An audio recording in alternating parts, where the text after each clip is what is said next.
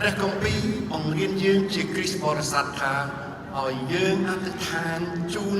ថ្នាក់ដឹកនាំប្រទេសជាតិរបស់យើង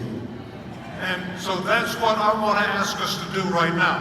បន្តិចទៀតនេះគឺជាសំណូមពររបស់ខ្ញុំសម្រាប់អស់លោកអ្នកទាំងអស់គ្នា I want us to stand to our feet, all of us. គឺសូមឲ្យអស់លោកអ្នកទាំងអស់គ្នាអញ្ជើញក្រោកឈរឡើង And then what I want us to do is to pray out loud for your leaders. គឺបន្ទាប់ពីចូលហើយសូមបន្លឺសំឡេងលឺអធិដ្ឋានជូនថ្នាក់ដឹកនាំប្រទេសជាតិកម្ពុជា For your provincial leaders, សម្រាប់ថ្នាក់ដឹកនាំតាមខេត្តនានា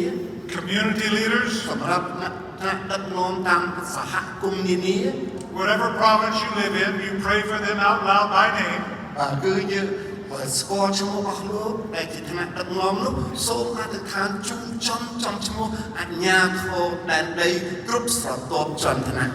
And of course, we want to pray for your Prime Minister. ដំបូងសូមអធិដ្ឋានជូននាយករដ្ឋមន្ត្រីនៃប្រជាណាចក្រកម្ពុជា So let us pray out loud